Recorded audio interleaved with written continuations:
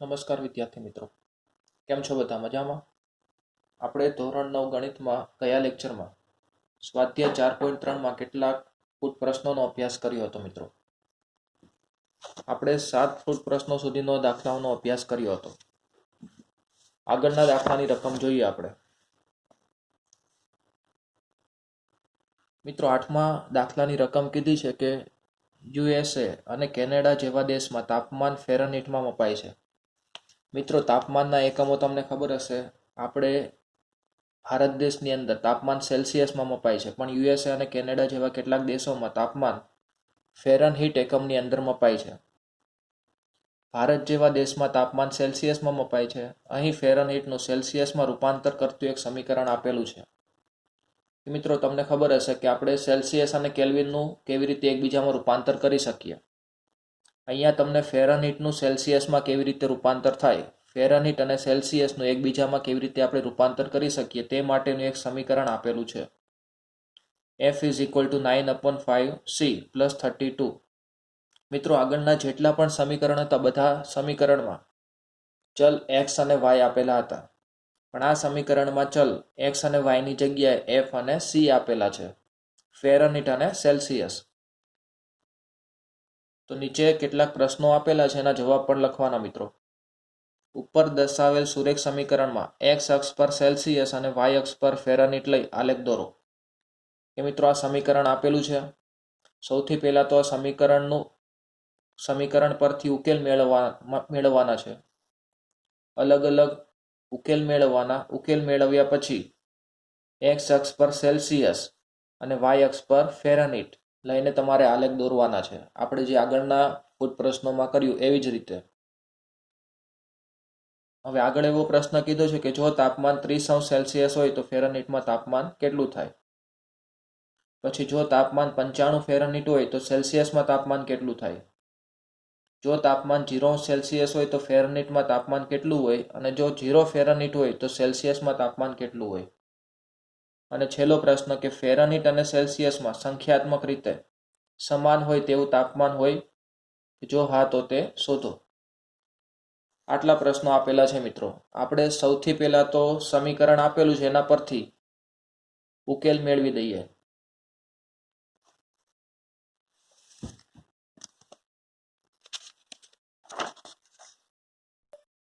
જો મિત્રો સમીકરણ અહીંયા આપેલું છે F = 9/5 C + 32.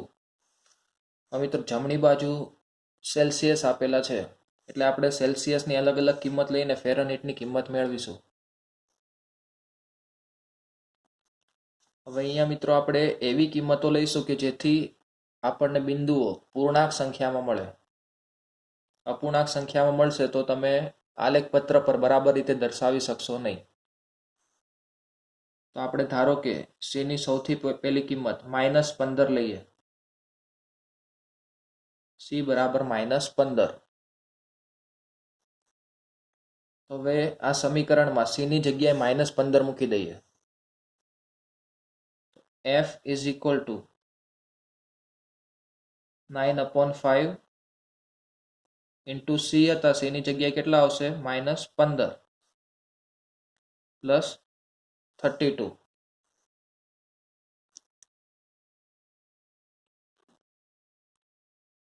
હવે જો મિત્રો અહીંયા છેદ ઉડી જશે, 5 તરી 15, તો અહીંયા 3 થાય.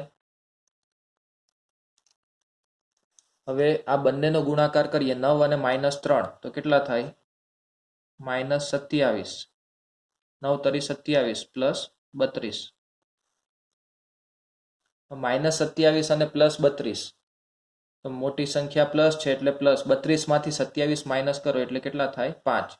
તો C = -15 હોય ત્યારે F ફેરનહીટ કેટલા મળે છે? 5 મળે છે. પહેલો ઉકેલ તમને મળી ગયો મિત્રો. હવે બીજું બિંદુ શોધવું છે તો આપણે C ની બીજી કોઈ કિંમત લઈએ.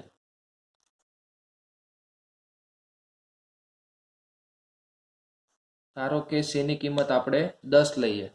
C = 10. તો F = C ની જગ્યાએ 10 મૂકી દઈએ. F = 9/5 × 10 + 32. હવે અહીંયા પણ છેદ ઉડી જાય મિત્રો, 5 દુ 10, અહીંયા 2 થઈ જાય છે. હવે અહીંયા ગુણાકાર કરો, 9 દુ 18 પ્લસ 32, 18 અને 32 બંનેનો સરવાળો કરો, કેટલા થાય? 50. એટલે સી ની કિંમત 10 હોય ત્યારે એફ ની કિંમત કેટલી મળે છે? 50 મળે છે. બીજું બિંદુ પણ મળી ગયું મિત્રો તમને.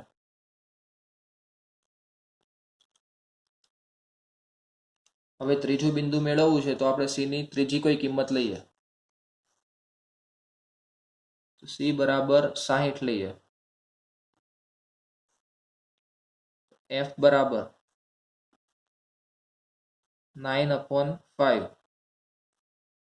into 60 plus 32. હવે અહીંયા છેદ ઉડાડી દઈએ આપણે. 60 અને 5 છે તો 60 નો 5 થી ભાગાકાર કરો એટલે તમને ખબર છે 12 પંચા 60, અહીંયા 12 આવશે. શું વધ્યું? તો 12 અને 9 બંનેનો ગુણાકાર કરવો પડે. 12 9 108 પ્લસ 32. હવે અહીંયા સરવાળો કરો મિત્રો, કેટલા થાય? 32 અને 108 તો 140. એટલે ત્રીજું બિંદુ પણ મળી ગયું તમને, 60 અને 140. સેલ્સિયસ 60 હોય ત્યારે ફેરનહીટમાં 140 મળે છે. મિત્રો જે 3 બિંદુઓ મળ્યા એ ત્રણેય બિંદુને આપણે કોષ્ટક સ્વરૂપે આપણે લખી નાખીએ. દર વખતે આપણે જે પણ ઉકેલ મળે એને આ રીતે કોષ્ટક સ્વરૂપે લખીએ છીએ, તો આપણે એ રીતે લખીએ. મિત્રો તમારે હજી એક વધારે ઉકેલ શોધવો હોય તો પણ તમે આમાં શોધી શકો. આપણે એક ચોથી કિંમત પણ લઈ લઈએ.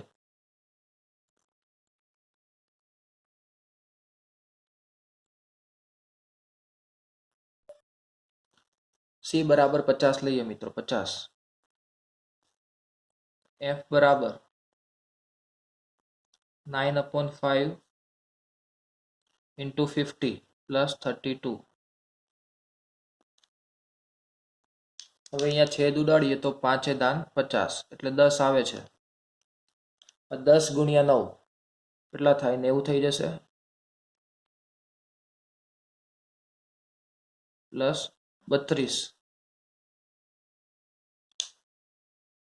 બંનેનો સરવાળો કરો મિત્રો, 90 અને 32 બંનેનો સરવાળો કરો, કેટલા થાય? 122. હવે આ બધી કિંમતો તમને મળી ગઈ. આપણે આ બધી કિંમતોને કોષ્ટક સ્વરૂપે લખી નાખીએ. જો મિત્રો પેલું બિંદુ -15 અને 5. સી -15 હોય ત્યારે એફ ની કિંમત 5 મળે છે. બીજું બિંદુ 10 અને 50. 10 અને 50. ત્રીજું બિંદુ 60 અને 140. ચોથું બિંદુ 50 અને 122. હવે આ બધા બિંદુઓને આપણે આલેખ પત્ર પર દર્શાવવાના છે. તો આપણે આલેખ પત્ર પર 1 સેન્ટીમીટર બરાબર 10 એકમનું માપ રાખવું પડે મિત્રો. જો મિત્રો આલેખ પત્ર પર એક્સ અક્ષ અને વાય અક્ષ દોરીને આપણે સંખ્યાઓ દર્શાવી દીધી. 1 સેન્ટીમીટર બરાબર 10 એકમનું માપ લીધું છે. એક્સ અક્ષ પર સેલ્સિયસ દર્શાવવાના હતા અને વાય અક્ષ પર ફેરનહીટ દર્શાવવાના હતા, તમને ખબર છે. એટલે આપણે અહીંયા જે માહિતી દર્શાવી એ સેલ્સિયસની અંદર દર્શાવી છે અને વાય અક્ષ પર જે માહિતી દર્શાવી તે ફેરનહીટમાં દર્શાવી છે.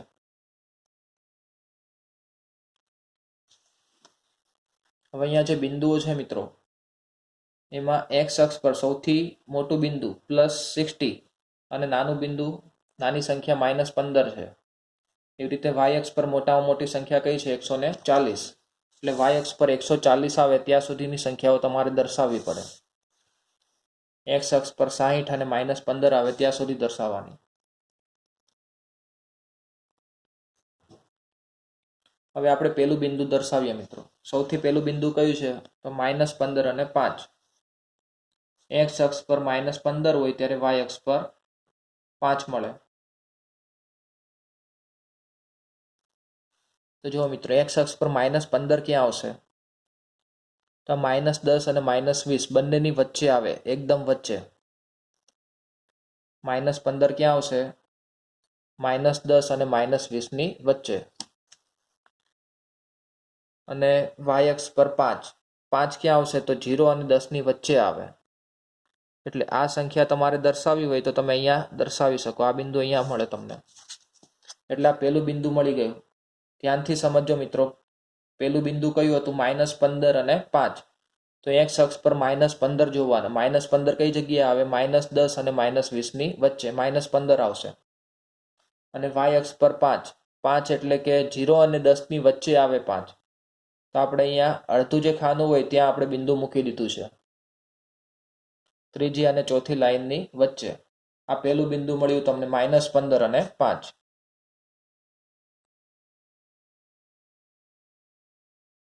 બીજું બિંદુ કયું છે? 10 અને 50. એક્સ અક્ષ પર 10. 10 તો અહીંયા આવશે અને વાય અક્ષ પર 50. +50 છે એટલે ઉપરની તરફ જવાનું 50 સુધી. તો અહીંયા 10, 20, 30, 40 અને 50 એટલે અહીંયા આ બિંદુ મળ્યું મિત્રો. એક્સ આમ 10 છે, વાય આમ 50 છે. એટલે આ બીજું બિંદુ પણ મળી ગયું તમને. આ બિંદુ કયું છે? તો 10, 50. એક્સ આમ 10 છે, વાય આમ 50 છે. ત્રીજું બિંદુ કયું છે? 60 અને 140. તો 60. એક્સ અક્ષ પર 60.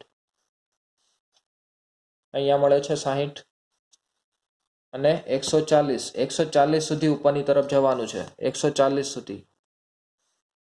તો અહીંયા આપણે 140 સુધી ઉપરની તરફ જઈએ એટલે આ બિંદુ મળે છે તમને.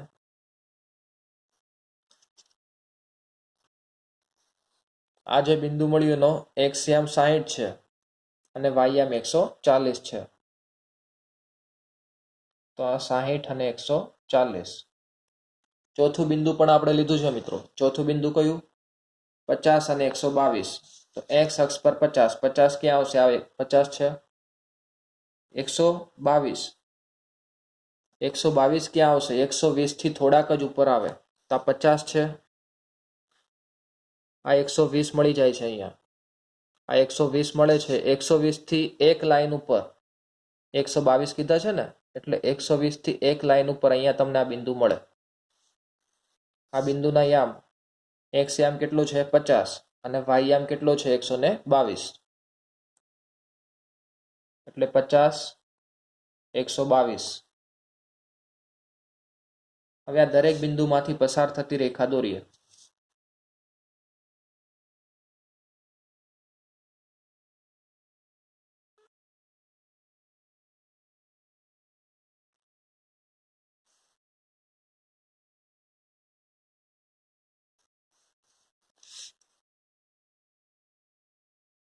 આ રેખાને થોડી આપણે લંબાવીશું મિત્રો, કેમ કે બાકીના જે પ્રશ્નો આપ્યા છે એના પણ આપણે જવાબ આપવા પડશે એટલા માટે.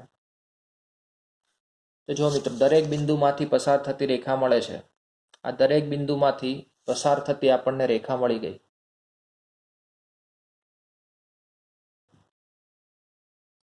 અહીંયા મિત્રો આપણે એક્સ અક્ષ પર સેલ્સિયસ દર્શાવેલ છે. તો એટલે આ સેલ્સિયસમાં છે, ડિગ્રી સેલ્સિયસ. અને વાય અક્ષ પર ફેરનહીટ દર્શાવેલ છે. તો આ જે માપ છે શેમાં છે? ફેરનહીટમાં, ડિગ્રી ફેરનહીટ.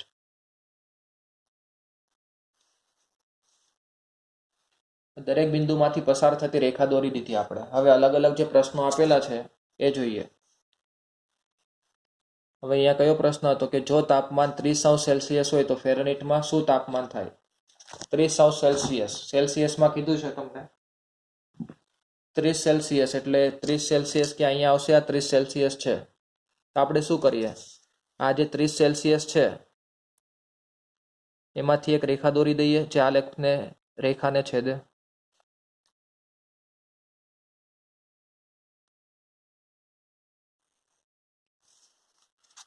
જો મિત્રો, 30°C હતા ત્યાંથી આપણે એક રેખા દોરી દીધી કે જે આપેલ આલેખને છેદતી હોય. હવે અહીંયા જે બિંદુ મળે છે એમાંથી આપણે વાય અક્ષ પર લંબ દોરી દઈએ એટલે આપણને ફેરનહીટમાં માપ મળી જશે.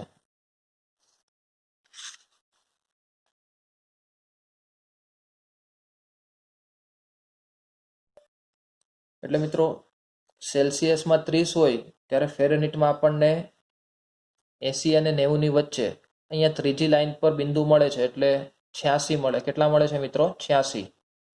આ જે બિંદુ મળે વાય અક્ષ પર એ કેટલું થાય? 86 થાય છે. એટલે સેલ્સિયસ 30 હોય ત્યારે ફેરનહીટમાં 86 મળે છે તમને. હવે એના પછીનો પ્રશ્ન કયો હતો કે જો તાપમાન 95 ફેરનહીટ હોય તો સેલ્સિયસમાં કેટલું થાય? 95 ફેરનહીટ. ફેરનહીટ એટલે તમારે વાય અક્ષ પરથી 95 ક્યાં આવશે? 90 અને 100 ની વચ્ચે આવે 95, ત્રીજી લાઈનની વચ્ચે. તો અહીંયાથી આપણે વાય અક્ષ પર આ રીતે દોરીએ. આ 95 છે અહીંયા. તો સેલ્સિયસમાં કેટલું થાય? સેલ્સિયસમાં તમારે તાપમાન મેળવવું છે તો હવે આ જે બિંદુ છે ત્યાંથી આપણે એક્સ અક્ષ પર લંબ દોરી દઈએ.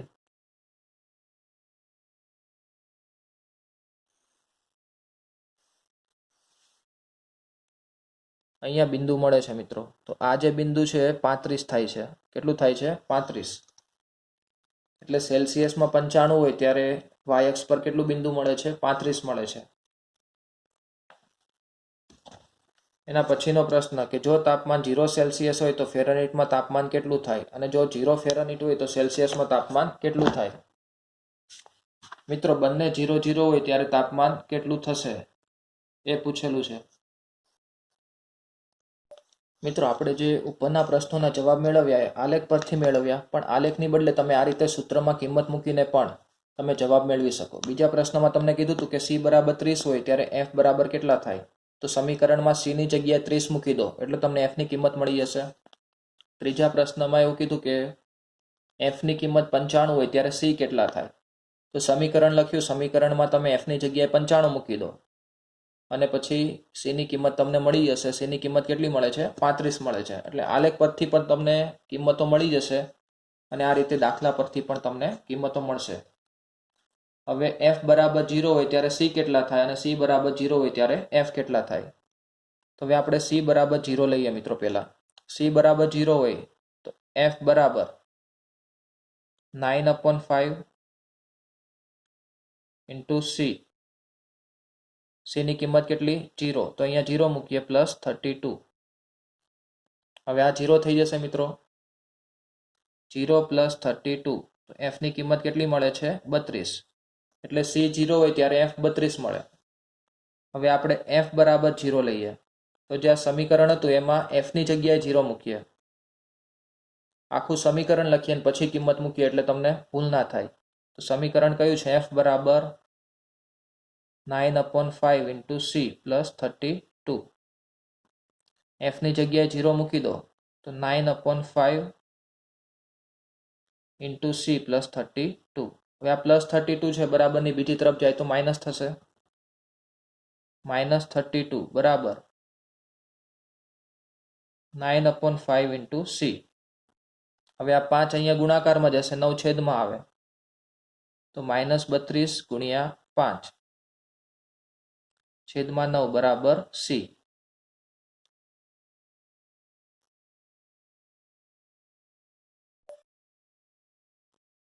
તો મિત્રો c બરાબર -160 છેદમાં 9. હવે આનો તમે ભાગાકાર કરો મિત્રો.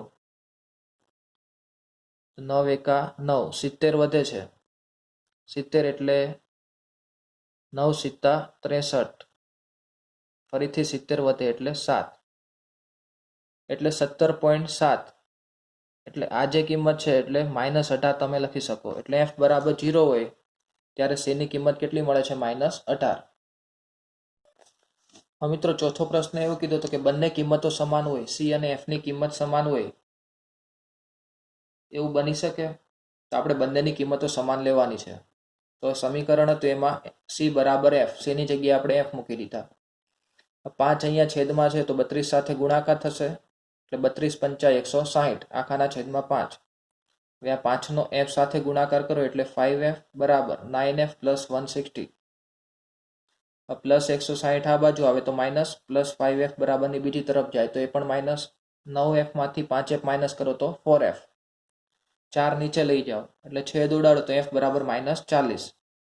તો f બરાબર -40 હોય ત્યારે c પણ કેટલા થાય? -40 થશે. એટલે બંનેની કિંમતો સમાન ક્યારે થાય? -40 હોય ત્યારે.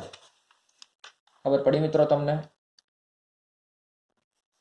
તો મિત્રો આજના લેક્ચરમાં અહીંયા સુધી રાખીએ. બાકીના પ્રશ્નોનો અભ્યાસ આગળના લેક્ચરમાં કરીશું. અસ્તુ.